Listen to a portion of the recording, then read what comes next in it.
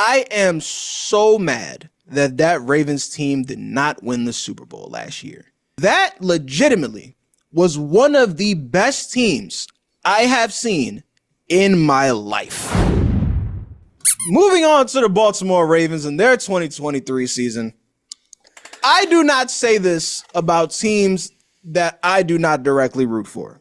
As a fan of the sport, I am so mad that Ravens team did not win the Super Bowl last year. Outside of my love for Lamar Jackson, that legitimately was one of the best teams I have seen in my life. Hey, you aren't subscribed? You ain't like, follow, comment? What are you doing? Hit the notification button. Hit subscribe, get with the program, so everything can be fun, everything can be copacetic. Why you gotta be so difficult? All right, back to the episode. And I think they should be up there with the 07 Patriots, the failed at a repeat greatest show on turf Rams, et cetera, of best teams to not win a Super Bowl, because dear God, that team was incredible last year.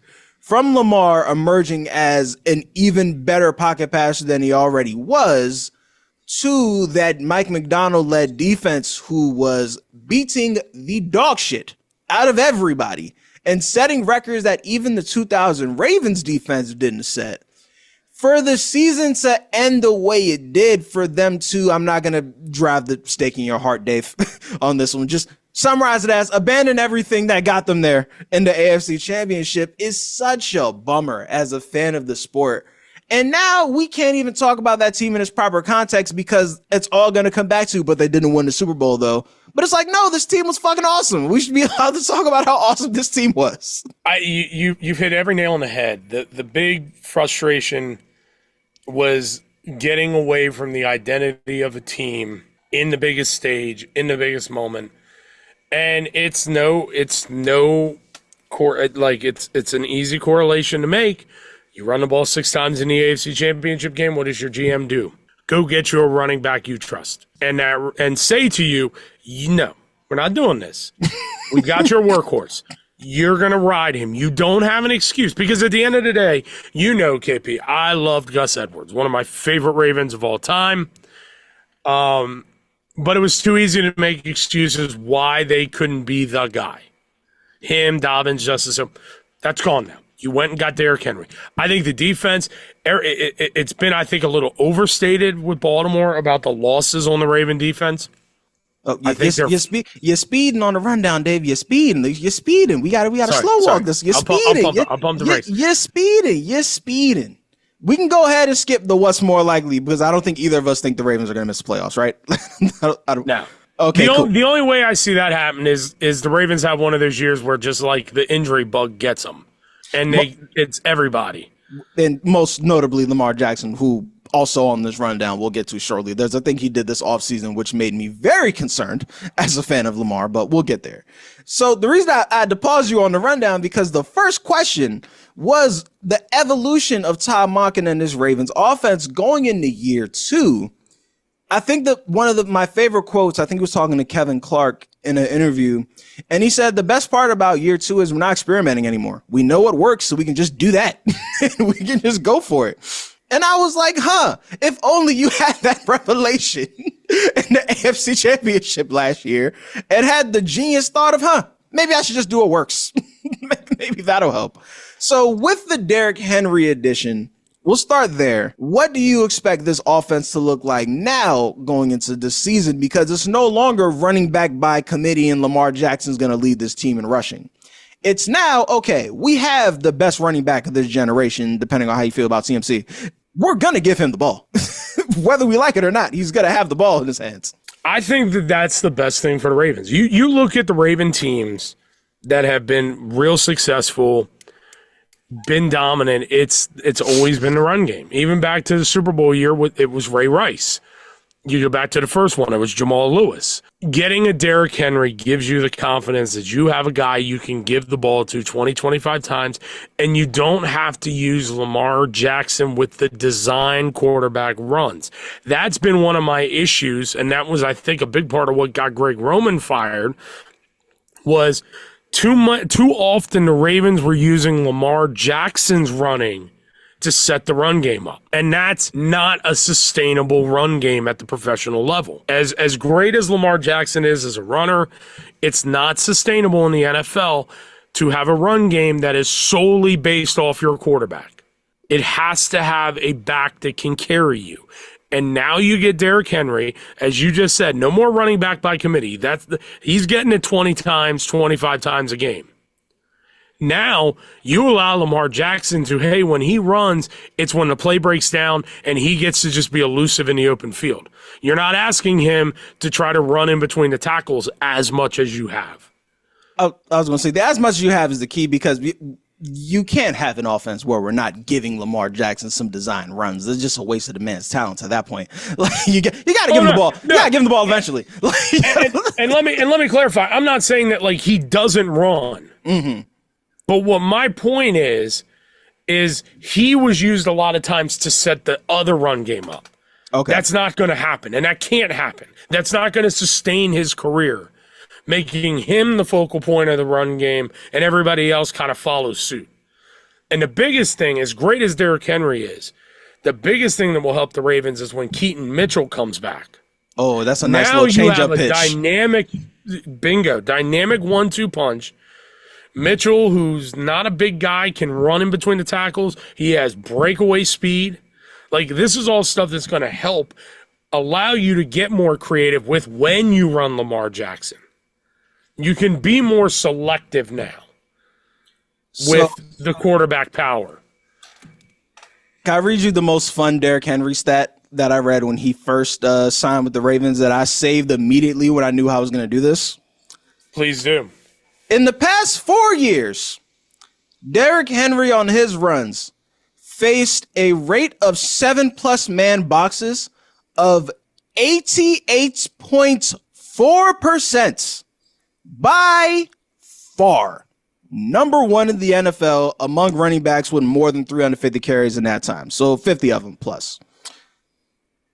The Ravens just so happened to employ the best quarterback in the NFL versus 7+ man boxes. Last season, in 158 attempts, Lamar Jackson was number one in EPA per drop back, number one in success rate, third in completion rate, fourth in yards per attempt. But even if they don't want to make Lamar Jackson throw the ball all the time against heavy boxes, let's say they want to be meathead players and Todd Monken is scarred from the AFC Championship last game, and he's like, no, I must run the ball at all costs, even if the box is stacked. No worries. Derrick Henry against stacked boxes, 7+ man boxes, first in first down rate, second in success rate, second in EPA per rush. When the debate was happening this offseason between who should the Ravens go after, Saquon or Derrick Henry, I laughed at the question because I was like, the answer is so clearly Derrick Henry for the reason I just said. Outside of anecdotally, Derrick Henry just screams Raven. Like everything about him says Raven. But this evidence I just gave you, if you stack the box to try and stop Derrick Henry from killing you, Lamar Jackson will eviscerate you. And if you don't, Derrick Henry is going to eviscerate you. This offense is going to be so fun. It absolutely will.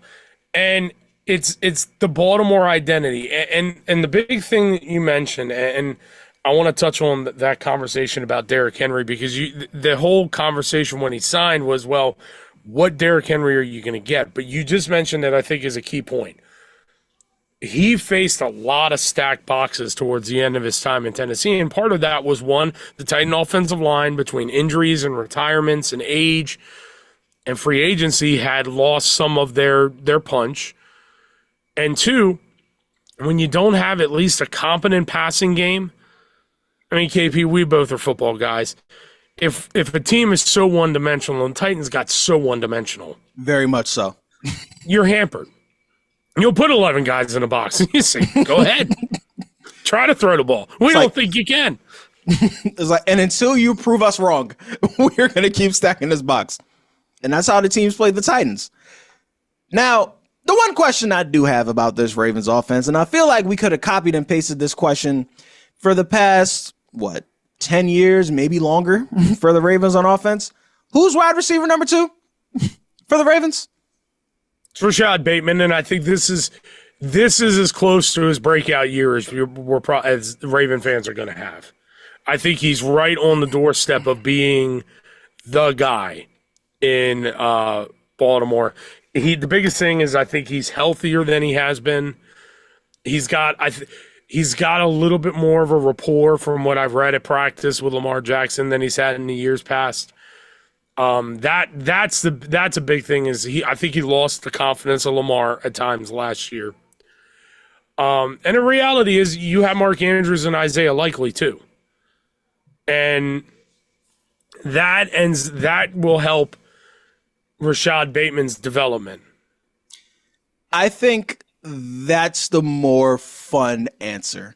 Is the Ravens didn't run a lot of 12 personnel last year. They didn't run a lot of 22 personnel last year. That's not really what Todd Monken does. But now they find themselves in a football nerds, bear with me on this second, a 49ers type situation where they can go out there with 2 running backs, 2 tight ends, and Zay Flowers. You could think they're in a heavy package.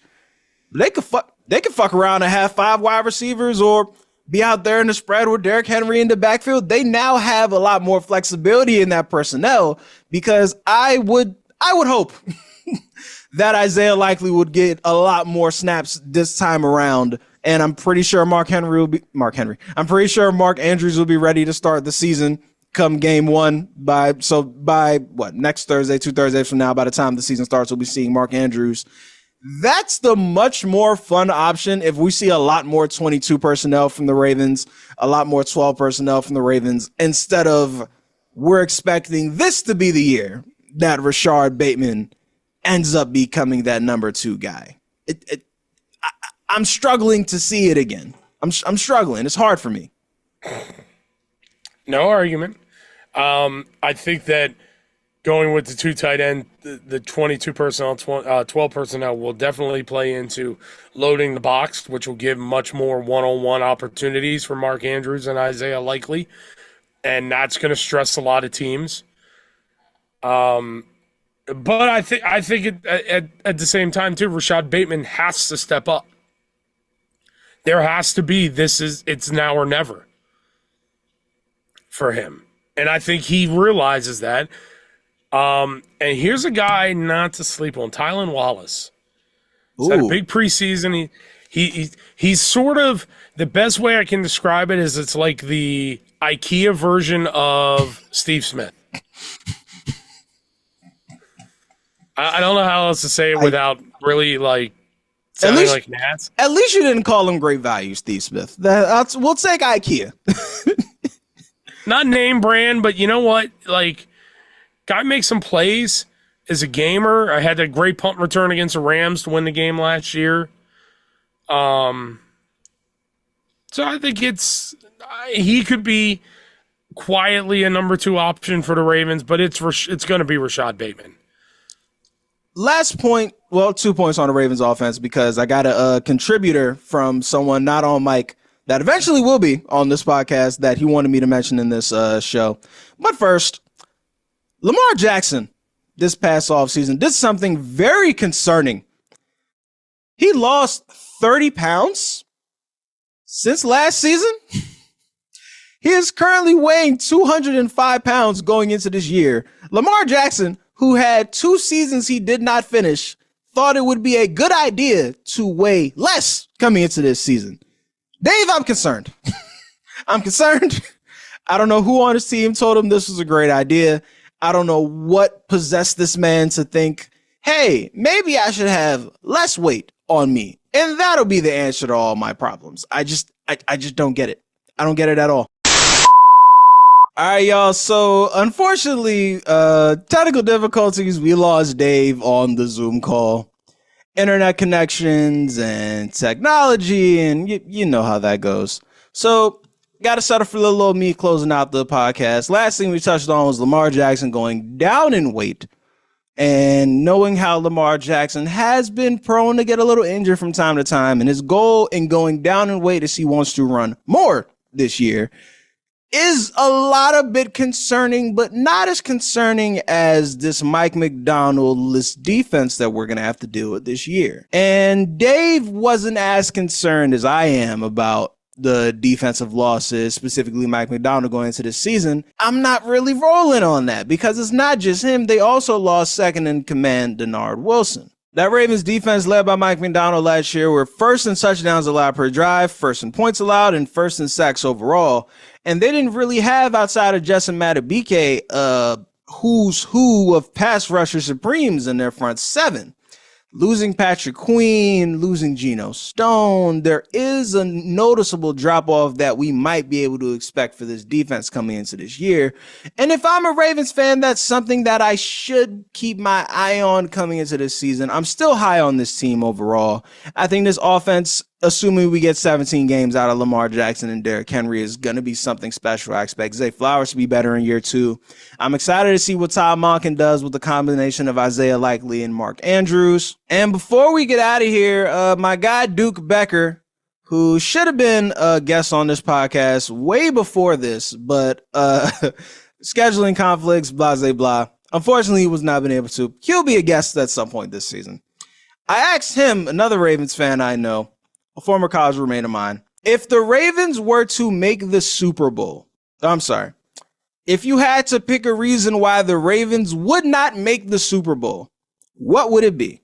Obviously, the first answer was 15 in Missouri. That's a direct quote. And then I said, okay, outside of Patrick Mahomes, because every team in the AFC defaults to Patrick Mahomes outside of him, and that's no fun. Exact quote is, so basically I see our only weakness as receiver for obvious reasons, then our O-line, both starters on the right, and health, depth, but that's most teams, and our pass rush is unimpressive, so if we could fill any one of those holes with cuts or trades, then I think we are a wagon that can only be stopped by tomfoolery.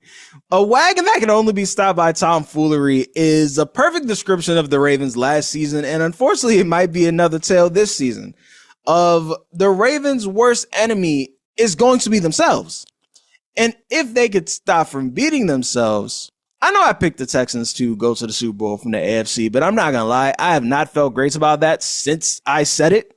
And if I were to change to a team that's not Kansas City, it would probably be the Ravens, despite everything I just said, because I just think they figure shit out. I'm not concerned about the offensive line losses. Morgan Moses was arguably their worst offensive lineman. He's gone. Kevin Zeitler, a little more concerning, but they know better than me as to why they did not bring him back, especially at the contract he signed with the Lions. I think they could have afforded that. But to close it out like we do with every team, it is Monday, February 10th, 2025. The headline of the Baltimore Ravens season will be, always the bridesmaid, never the bride. The Ravens fall short in making the Super Bowl again.